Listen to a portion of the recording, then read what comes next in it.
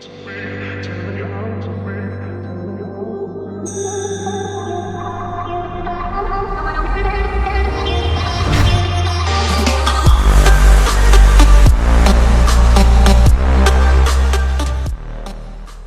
following is a fan-based parody. My Little Pony Friendship is Magic, and My Little Pony Equestria Girls are all owned by Hasbro, Discovery Family, and Lauren Faust. Please support the official release.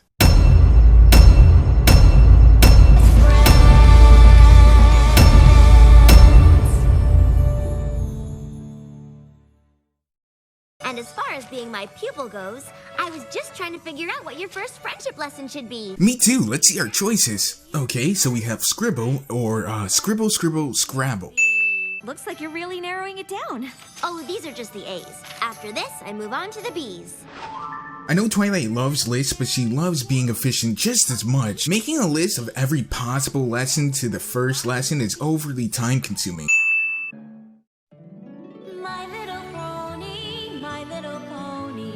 Skip. Why don't you join the others in the throne room? They're planning our trip to the Crystal Empire when Shining Armor and Princess Cadance have their baby. She says they're planning a trip to the Crystal Empire, but then gives Starlight the choice of 3 different options for her first lesson, 2 of which don't concern the Crystal Empire. She then takes away 2 said options when receiving an invitation to the Crystalling. But didn't they already know that was happening, and they were already planning for it? Why didn't you give her the other 2 options if you knew you were just gonna take them away? Well, I think we should leave ASAP. I don't want to miss the crystalling. But, shouldn't we wait for the invitation? Why are you waiting on the invite? It's her brother. I'm pretty sure she's invited. Also, who sends an invite for such an important event on the day of said event? That's just it, darling. Princess Cadance and Shining Armor's baby is due any day, and we're still not sure. The way that they're talking about the baby, saying it's due any day, makes it seem like the baby isn't born yet. But Shining Armor talks about him and Cadance not being able to sleep because of the baby. We know it's got something to do with the new baby. And... Not only that, but why would they have the party that needs the baby before the baby is born? Like how I'm a big hero there, for example. What's so funny? I know Spike's not the best character, but he did succeed where all of you failed. Whenever a baby is born in the Crystal Empire, Narration. Crystal they can find, then pick a crystaller to present Also, narration rips off the vase storytelling method from Hercules. the baby to every pony who comes. Then they all share the light and joy they feel, feeding it into the crystal that joins with the heart. There's no way all of that was on this one vase. This is going to be a royal crystalling, so pretty much the whole empire will show up. That hasn't happened in a millennia. No crystalling has happened in a millennia. They were frozen. I found out that's where the first pony you ever cared about lives. Shouldn't that be the first place to start? Rekindling an old friendship? But didn't she do that with the town folks? In fact, whatever happened to them? We could also go to Griffinstone. Making friends with a griffin is a challenge all by itself. Or we could tag along with the CMCs the next time they try to help a pony who can't figure out why they're special. Starlight? The Princess of Friendship can't tell that her friend is obviously distressed.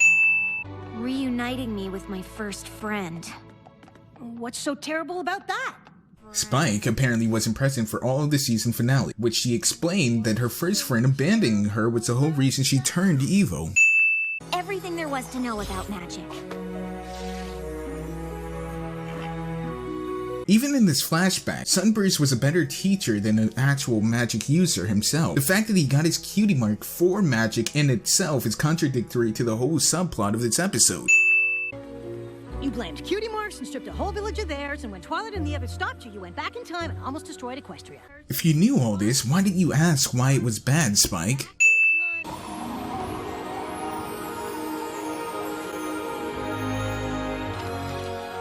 Bullshit, they sent a message all the way from the Crystal Empire on a breeze?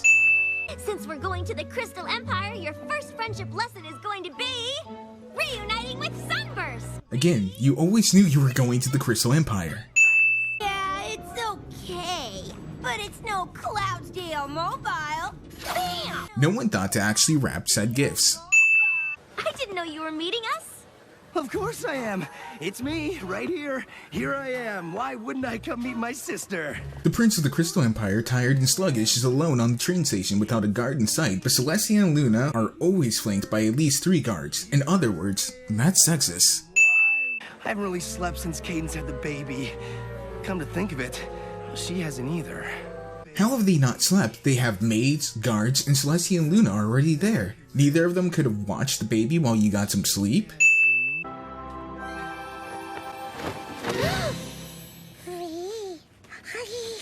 Giving birth with that wingspan and that horn size must have been lovely. But I thought alicorn wings had to be earned by accomplishing some great princess-worthy deed. Well, that's racist, Rarity. Why couldn't a Pegasus earn an alicorn's horn? The birth of an alicorn is something Equestria has never seen. Wait, so Luna and Celestia weren't born alicorns?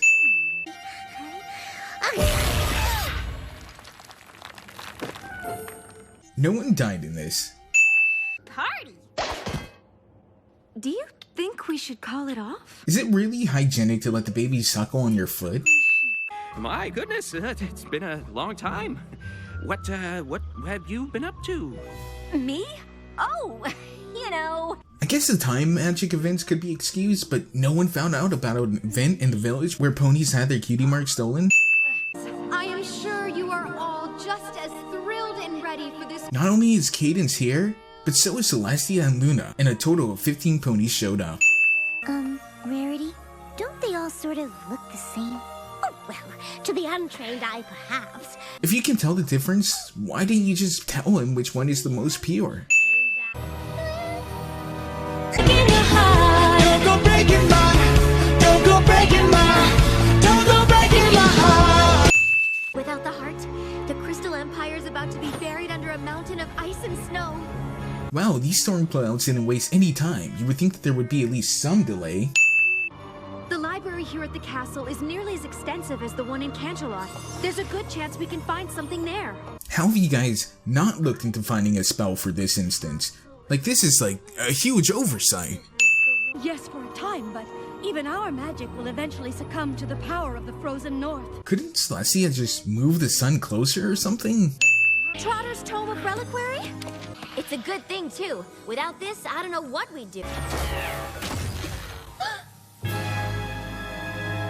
Oh no, who could have seen that one coming?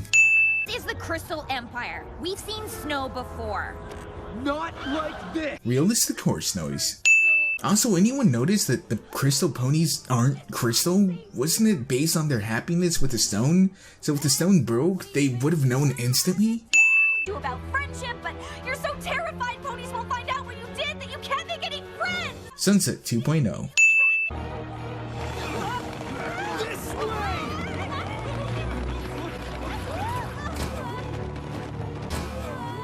The pony with the red bun has gone by at least 3 times.